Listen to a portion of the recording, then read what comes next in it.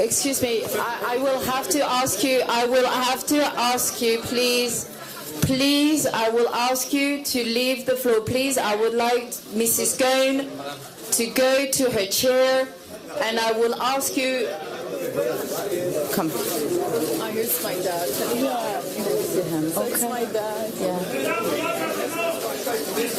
Anyone?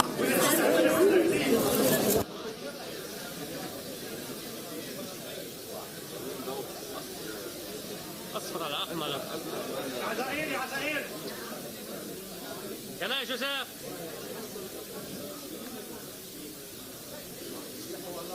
Laisse-y. شو بدك؟ وين الميكروفون؟ Ça c'est bon. Merci.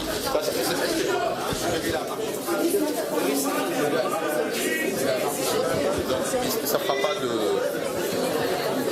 Hein? Oui. On commence là. Il marche celui-là.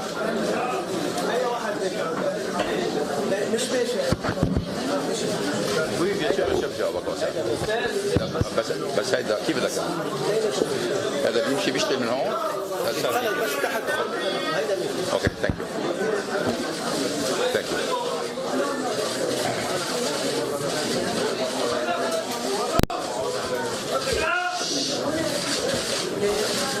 Vous me dites quand est-ce qu'on commence, hein? Le micro est là.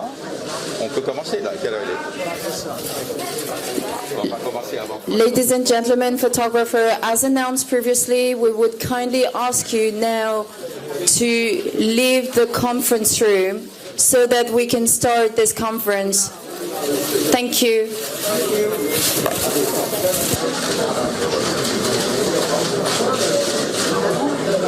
And whilst, s'il vous plaît, les photographes, comme annoncé au début, nous souhaiterions que vous quittiez la salle, maintenant que vous avez pris des photos de M. Ghosn et de Carole Ghosn.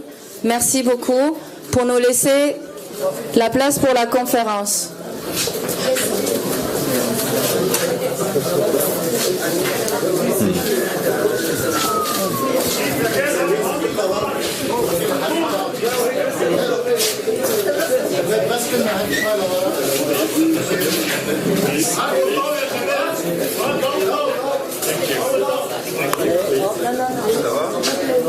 ماشي الحال.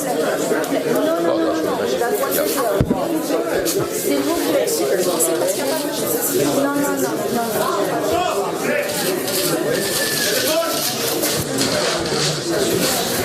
So, I am reminding everyone, for your colleagues in the back, pour vos collègues dans le fond de la salle, pour les télés, nous vous demandons de ne pas vous lever, ni pendant la séance de M. Ghosn, ni pendant la séance de questions-réponses. Je vous remercie. On y va là? On peut commencer? C'est pas 3 heures, non? C'est pas 3 heures? Quelle heure il est? 14h53. On va attendre 7 minutes. C'est pas des télévisions. On peut commencer avant l'heure? Vous pouvez commencer avant l'heure? On peut commencer avant l'heure? On a 5 minutes, mais on peut commencer avant. On peut commencer. Mais non, parce qu'il y a, le direct. Mais c'est pour ça que je comprends pas que je vous attendais là. Parce que c'est bon, on va pas essayer de... C'est bon, ici.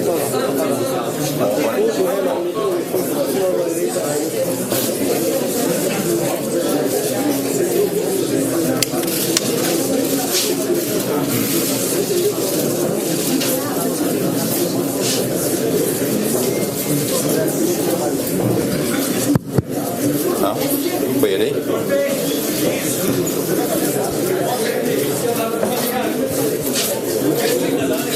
Peut-être dire qu'on attend 5 minutes pour le direct. Vous voulez leur dire? Oui. On attend 5 minutes parce que la conférence de presse devait commencer à 15h. C'est pour vous, les télés, pour vos directs. We wait for 5 minutes because it's supposed to begin at 3 for the TV.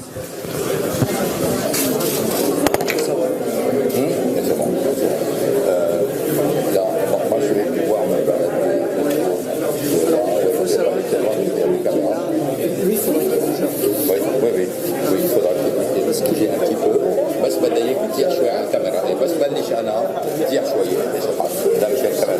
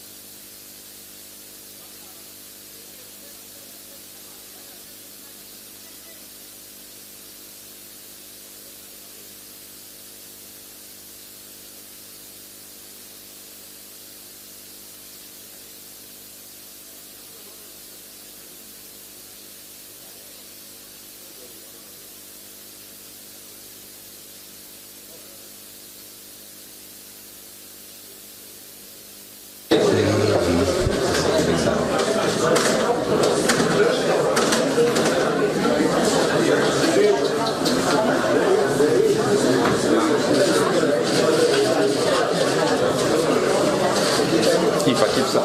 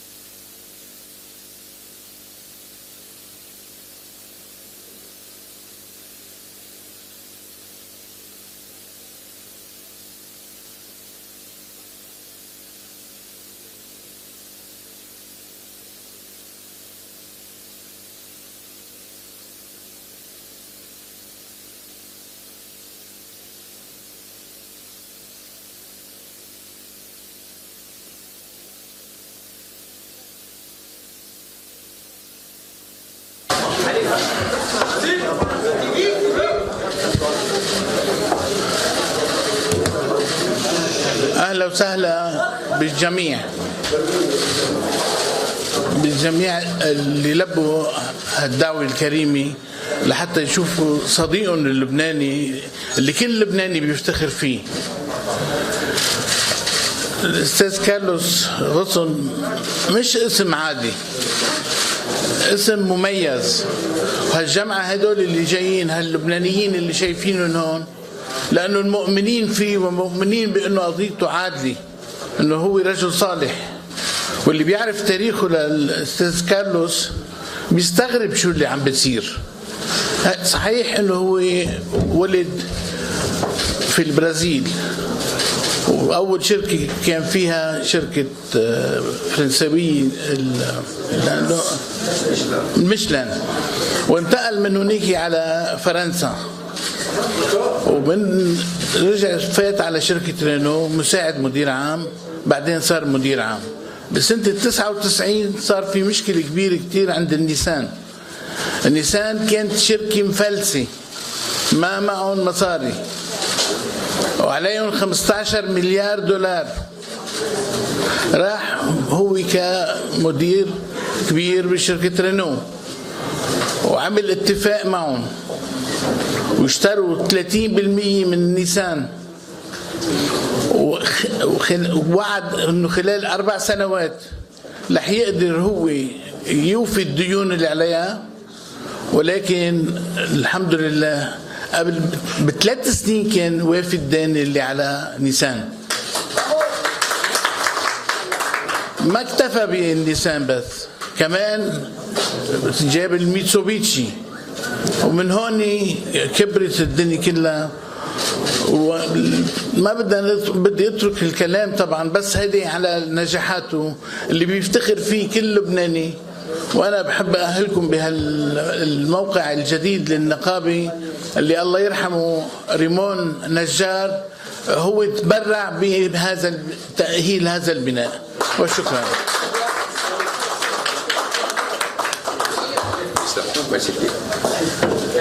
Okay. Ladies and gentlemen,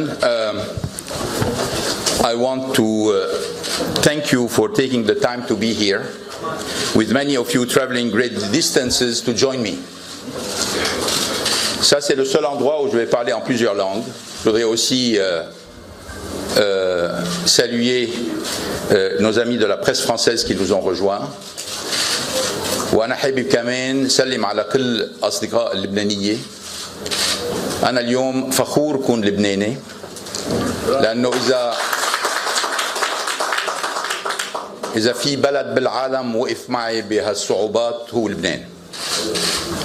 As you can imagine, today is a very important day for me. One that I have looked forward to every single day for more than 400 days. Since I was brutally taken from my world as I knew it, ripped from my family, my friends, my communities, those companies. I have not experienced a moment of freedom since November 19, 2018. It is impossible to express the depth of that deprivation, and my profound appreciation to once again be able to be reunited with my family and loved ones. Today is also a poignant reminder of the day precisely 1 year ago when I appeared before many of you, as well as a Japanese judge and prosecutors in Tokyo. I pleaded my innocence by I did so while constrained by handcuffs and bound by a leash around my waist, which was used to walk me into the courtroom. I was in the midst of being held indefinitely in solitary confinement after several failed attempts at bail. I had just spent the Christmas and New Year holiday alone and in confinement, and I hadn't spoken to or seen my family for 6 weeks. My only contact with them were letters shown to me by lawyers through a looking glass. I had spent the previous months being interrogated for up to 8 hours a day without any lawyers present, without an understanding of what exactly I was being accused of, without access to the evidence that justify this travesty against my human rights and dignity. It will get worse for you if you don't just confess, the prosecutor told me repeatedly, and this has been taped. You can look at the tapes because the tapes are being held. You can see how many times they came up about, you just confess and it will be over. And if you don't confess, not only we're going to go after you, we're going to go after your family. And we're going to discover many things. Every day I woke up on nights that I was able to sleep and to make a decision. Do I fight for my innocence or do I do as they say? And there was no end in sight. And those conditions remained more or less the same, day after day, week after week, month after month. The feeling of hopelessness was profound. And every day for over 130 days in detention, I fought for my innocence.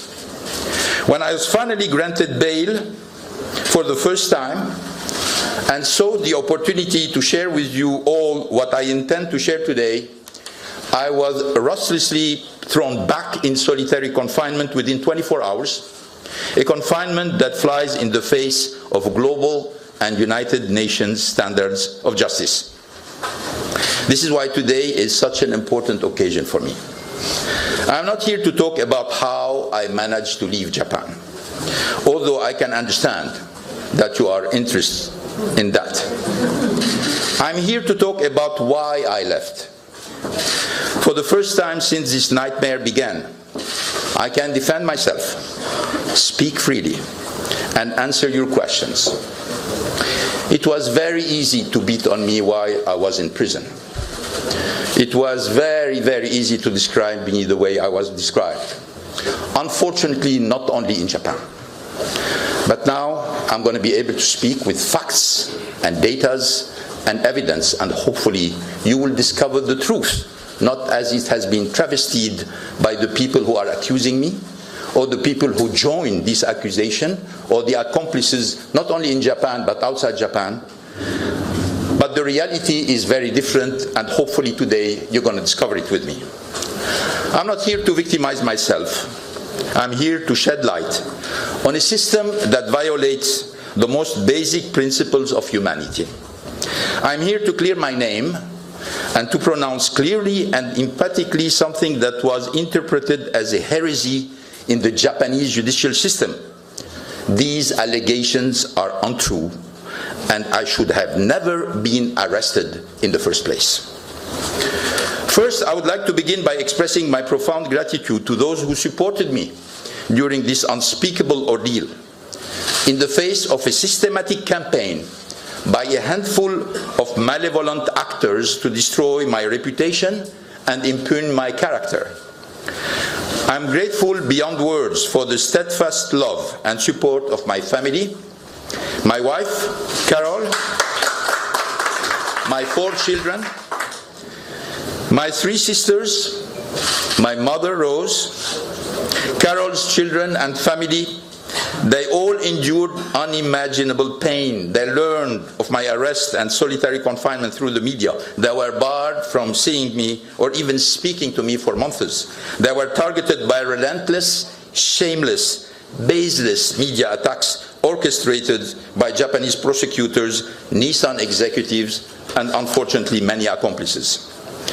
I think of my supportive friends, as well as the numerous anonymous individuals who sent me letters of support while I was in the detention center of Kosuge. I think of the Lebanese authorities and citizens who never lost their faith in me. They showed the world that for a small country, Lebanese people have a big soul, they have a big heart, and a true sense of righteousness.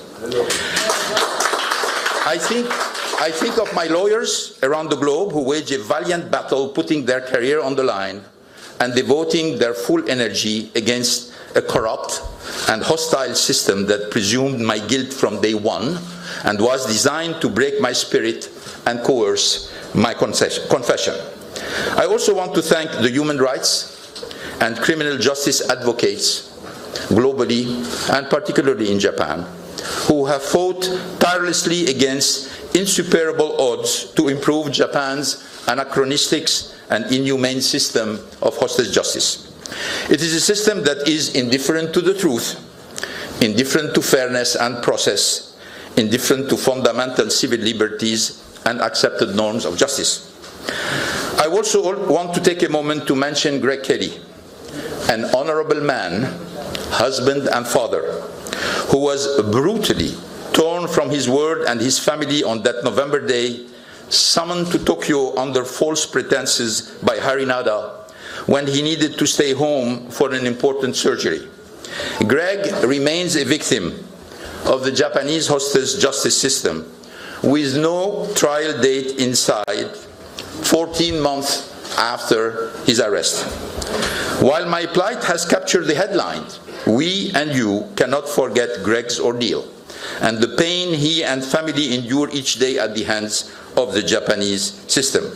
He is being punished precisely because he is honorable and refused to participate in a suspicious plea-bargaining agreement alongside Harinada and Onuma and probably many others.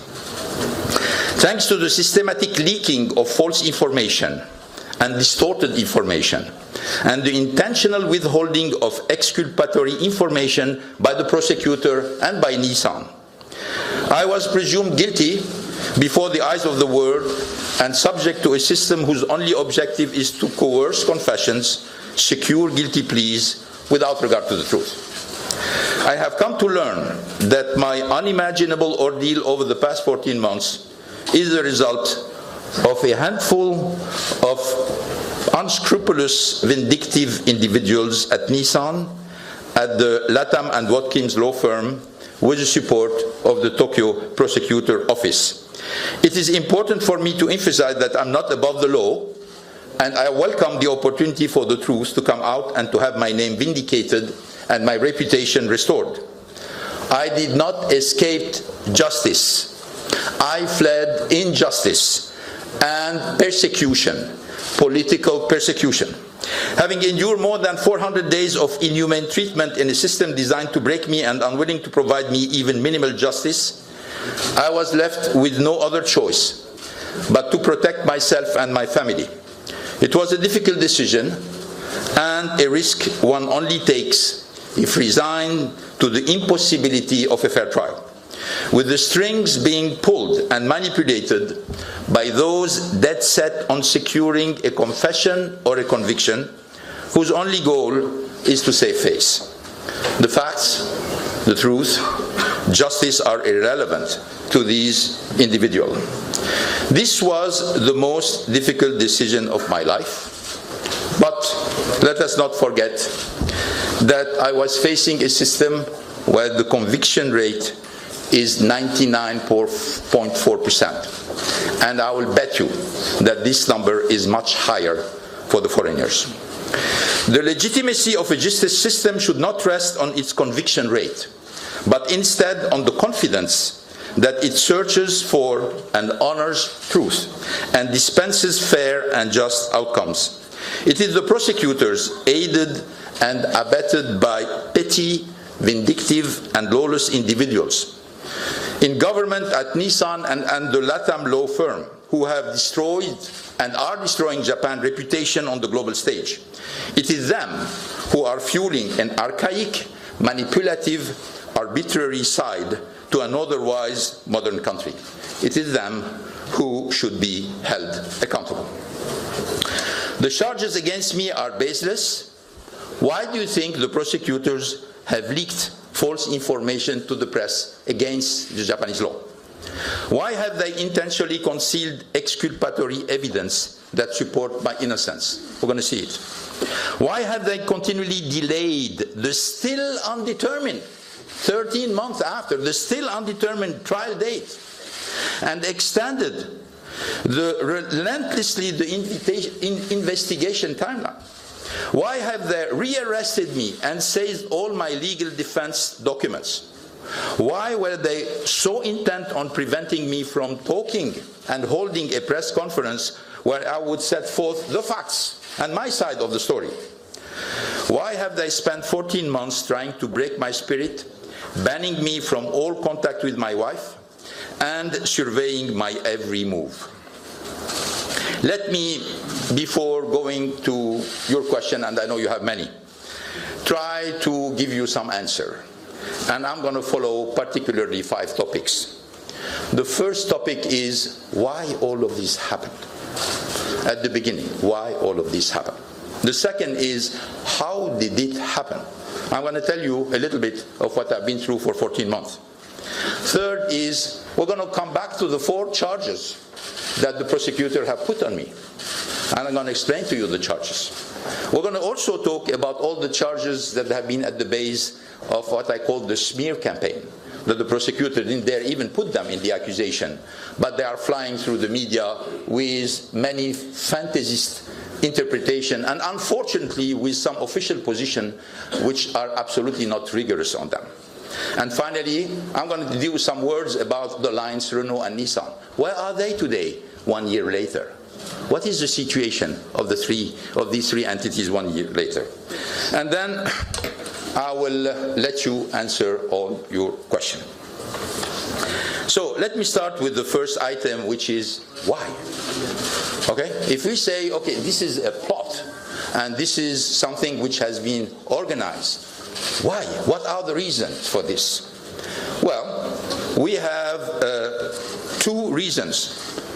There are probably many, but I'm going to give you the main one. The two main reasons for this to happen. The first one was the fact that Nissan performance unfortunately started to decline at the beginning of 2017. I will remind you that in October 2016, I have decided to remove myself from the operation of Nissan because I signed the deal with Mitsubishi, taking control of 34% of Mitsubishi, and Mitsubishi needed help. So I moved to Mitsubishi as chairman of the board, as future chairman of the board, to support Masuko-san into reviving this company. And I told Saikawa-san, okay, we're going to propose you as co-CEO. Yeah, but this is also something we should say. The CEOs are not named by their predecessor. They are named by the board.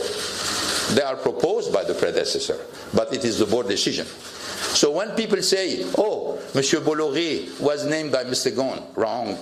Mr. Bolloré was named by the board. He was proposed by Carlos Ghosn, but he was named by the board. So when they say, oh, he was named by Mr. Ghosn, that means he has no legitimacy, it's dead wrong. It's not factual. The members of the board of Renault voted unanimously to nominate him as CEO. And 9 months later, that unanimously voted him down. That's the reality. So let's come back to our story about Saikawa. Nominated in October 2016, CEO of the company. I moved to Mitsubishi. I told him, now it's your turn. I promised that one day I will return this company after having been CEO for 17 years. After having been CEO for 17 years of a dead company in 1999. I left with him $20 billion in cash. A company which was profitable, which was growing, which was respected. A brand which was nowhere in 1999, which became one of the top 60 brands in the world. That's what I left with him. I told him, you take care of it, now it's your turn. Let me help Mitsubishi, let me take care of Renault, and let me take care of the lines. Unfortunately, a CEO is here as long as he performs.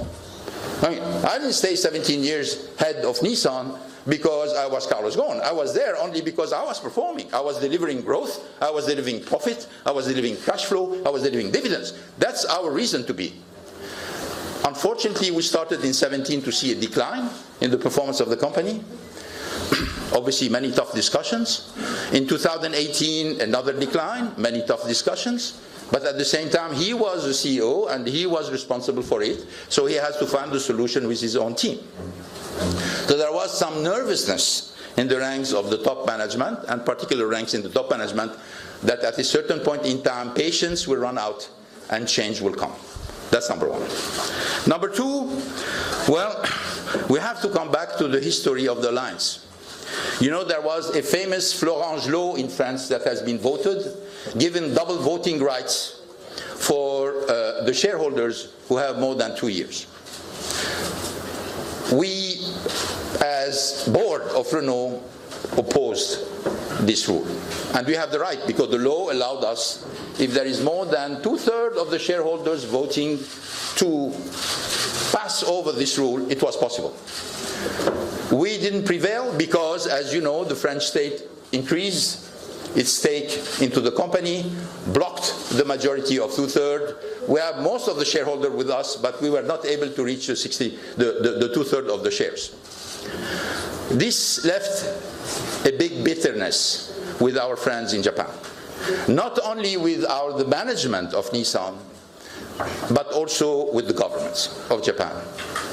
And this left a big state because somehow they considered that it is unfair that Nissan, who owns 15% of shares in Renault, has 0 voting right, and that the French state, which owns 15% of Renault, has double voting rights. We tried to explain it.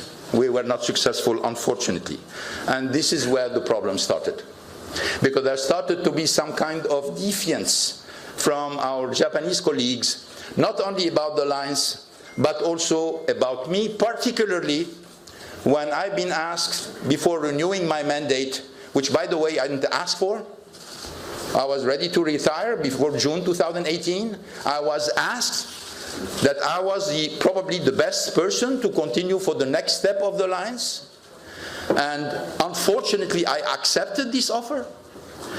And probably one of the reasons for which I'm in this situation today is because I accepted this offer to continue to integrate the two companies, converge the two companies, always respecting the autonomy of each company, because this is a management belief that you're not going to make a strong company with people who are thinking they are second-rate citizens in a big organization. I want the Japanese to be proud of Alliance. I want Renault to be proud of the Alliance. I didn't want a first-rate citizen and a second-rate citizen. I want each company to be totally, and there was a system, I proposed a system to maintain that, even though I made the Alliance irreversible. Unfortunately, there was no trust. And some of our Japanese friends thought the only way to get rid of the influence of Renault on Nissan is to get rid of me, which unfortunately they were right, because when you see exactly what's happening today, where Renault has very little influence on what's going on in Nissan, even though they put a nice face on what's taking place, you know exactly that the Japanese have the right analysis by saying, we get rid of him, we will get much more autonomy for Nissan. Unfortunately, as you know, we're going to talk about the results. The results that were expected are not the one that everybody was hoping for. So, who are the people? I promise you names. I'm going to give you names. Okay? Who was part of the plot? Obviously, Saikawa is part of the plot. Harinada is part of the plot, obviously, and Onuma, because they showed. But there are many other people. Toyoda, member of the board, was the link between the board of Nissan, and the authorities. Now, I can talk about what happens in the government of Japan. I can give you names, I know them. But I am in Lebanon, I respect Lebanon, and I respect the hospitality that has been extended to me by the authorities in Lebanon. And in no way I want to do anything or say anything that would make their task more difficult. So I'm imposing on myself silence on this part of the presentation, because in no way I want to show anything or say anything that would hurt the interest of the Lebanese people or the Lebanese government. So I will stop there for the government. Kawaguchi, Imazu, chief auditor, Toyoda, these are the main people. Obviously there are many other people participating to it, but I have all the names. I'm limiting to the main people who are involved.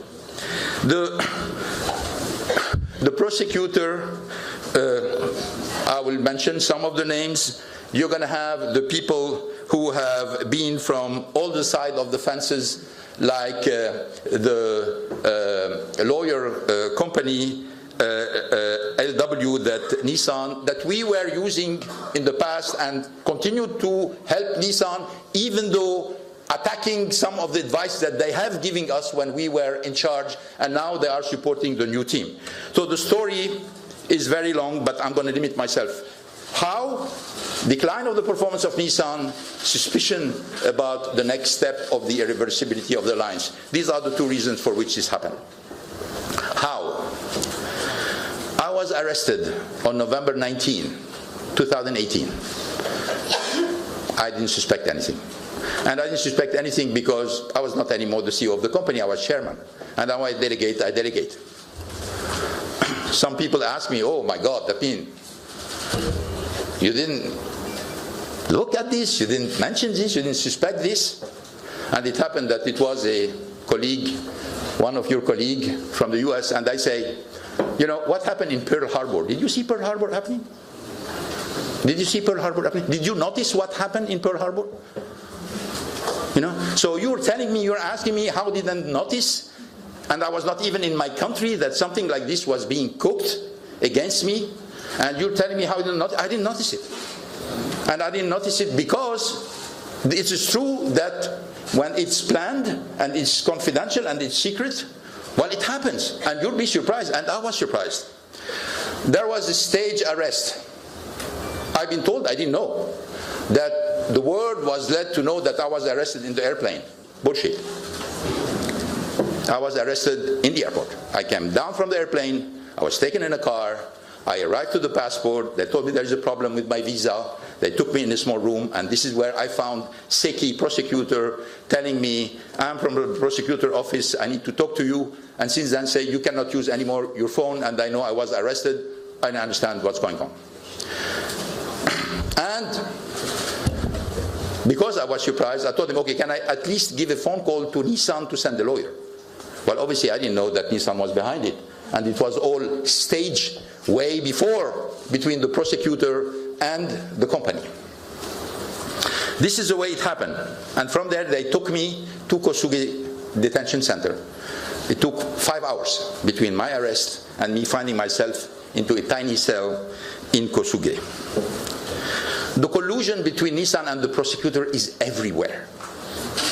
The only people who don't see it, maybe, are the people in Japan. They don't see this collusion. And I've been told this is totally illegal. How can it be illegal? And at the same time, we have so many traces, so many hands on the wall, and nobody's talking about them. Well, you don't see if you don't want to see.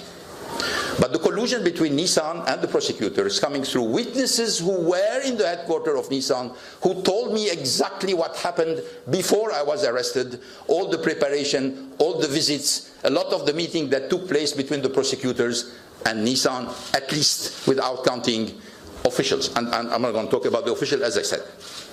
So, I was sent to the prison, and the prosecutor told me, well, we're going to arrest you for under-reporting your compensation. I was shocked at the beginning. Frankly, I couldn't understand that. I say, what compensation? And he said, yeah, we are arresting you for under-reporting a compensation that was not paid to you. Second surprise. Okay, so we're talking about something which was not paid for me. Yes. And then something which didn't go to the board, which means that it is not decided. So I was arrested for a compensation that was not fixed, that was not decided, and that was not paid. This is the reason of my arrest. This is the reason of my arrest. Well, I can tell you that in many countries, there is no reason to arrest. It's certainly not a criminal case. It's certainly not even an offense. Give you a name you know very well. Tanaka-san, professor of corporate law, Tokyo University, consulted 3 weeks ago by my lawyers. They put everything. Now that we have the documents, at least on the first charge from the prosecutor, again, 13 months after the arrest, we showed him everything. And we told him, Professor, please, tell us. He said, I'm quoting him, it is a shame that Japan arrested Mr. Ghosn for this. So we asked him to write, and he's going to write. Obviously, I don't know if he's going to continue to write it now. But he said, it's a shame, Professor Tanaka, University of Tokyo, corporate law. It's a shame that Mr. Ghosn was arrested for this. Let me continue. So, let me talk to you, and a little bit, I'm not going to talk too much about it. 130 days in prison, solitary confinement, tiny cell without window, light day and night. 30 minutes per day, excluding weekend, because obviously there is not enough guard in the weekend. You can't go for 30 minutes outside. When there is a holiday, there is nobody. So you stay in your cell, you just get your food. For example, 6 days without any human contact during the New Year break. Shower twice a week. Try to ask to have more, they said no. Prescribed medication is forbidden. You can get only the medicine from the prison. Interrogated days and night. It can happen in the morning, in the afternoon, at night, up to 8 hours, obviously without the presence of a lawyer. All of this is taped. Impossible to take to anyone. No one speaks English or French or anything. When we need something important, we have to bring somebody, and this guy is available once a week. Presumption of guilt prevail. Prosecutor from the beginning, they let me to know you're guilty. Don't play games, confess. And everything they were asking me is not to try to discover the truth, is to try to find reason to make sure that their accusation will be stronger. So I felt from the beginning that there was no interest into finding the truth. There was interest into trying to build a very strong case against me. and sent back to prison the day before the press conference to stop me from speaking out. Which is interesting is that after I was bailed out the second time, a new prosecutor in Japan has been nominated, and he was interviewed by the Japanese media.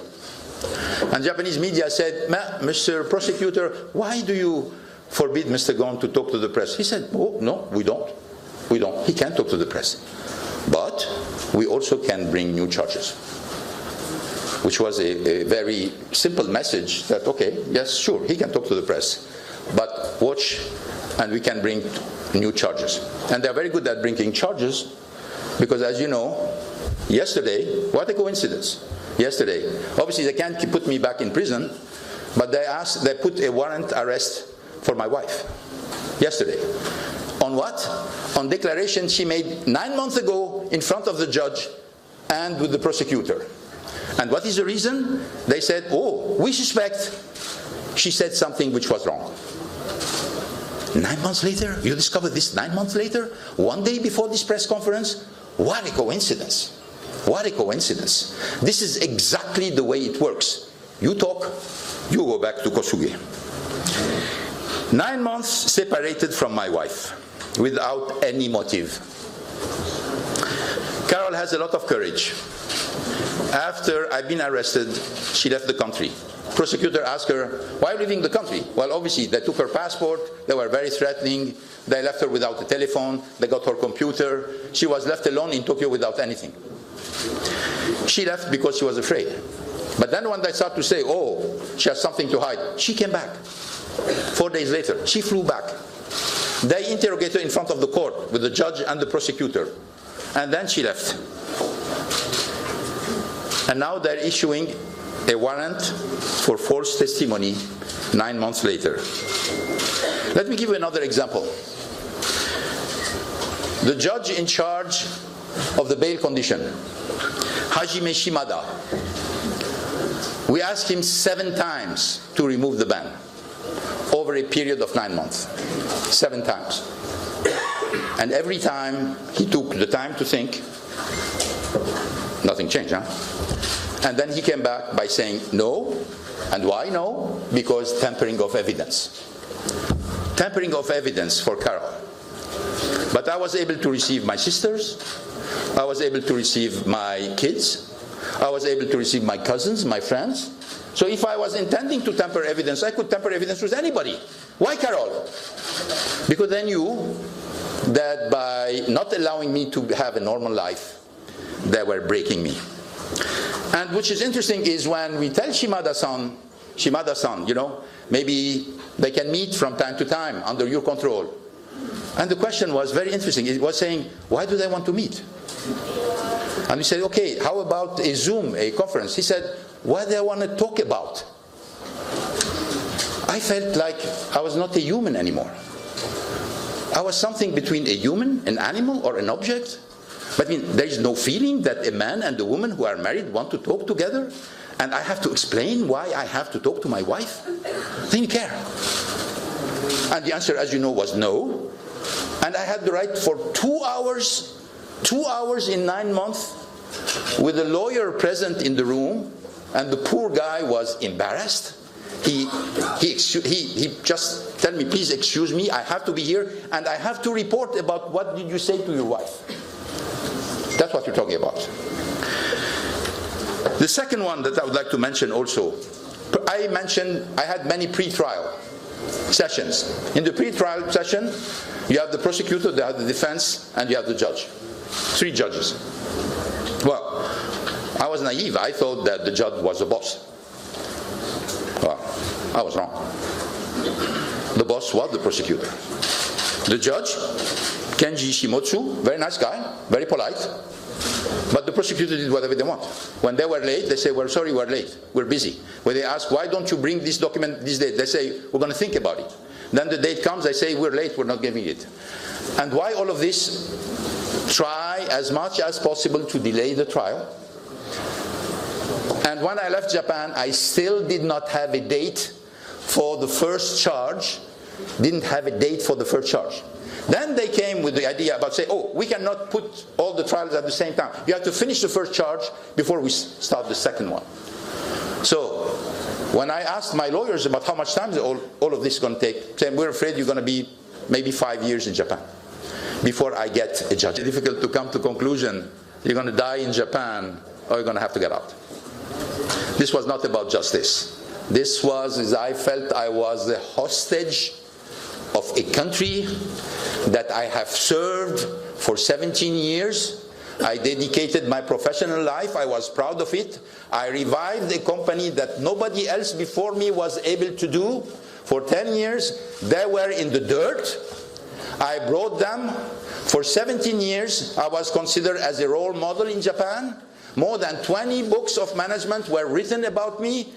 And like this, in a minute, all of a sudden, a few prosecutors and a bunch of executives in Nissan say, you know what? This guy is a cold, greedy dictator. That's what I said. Cold, greedy dictator. We filed motion to dismiss because of all the elements that the prosecutor violated. Obviously, this motion is still being analyzed. And then there is an endless search for new charges by the prosecutor. So in a certain way, you know, I think we have the list. Yeah, we have here the list of all the prosecutor misconducts that have been presented with evidence and with facts and with data and with name and with testimony that were presented to the court just to ask for the case to be dismissed. But my lawyers in Japan told me, you know, don't think that it will be dismissed. There is zero case in Japan where whatever is the reason of dismissal, a case was dismissed. Some people were acquitted, as part of the 0.6% left, but there is zero case of dismissal. Let me go now to the accusation. The first accusation is the underreporting. This is the main accusation for which I was arrested. Again, amount of money not fixed, not decided, not paid. What's interesting also, I'm going to give you some interesting facts, is that Nissan pleaded guilty in Japan by saying, oh, we're sorry, we're going to provision 9 billion yen recently, and we're going to plead guilty in Japan. And they asked to pay a fine. Good citizen. The problem is that in Tennessee, where there is a lawsuit against them, they took the opposite position. Their lawyer said, well, we're not guilty, there is no reason, And this document is available for you. In Japan, we're guilty, that's what Nissan says. In Tennessee, they said, we're not guilty.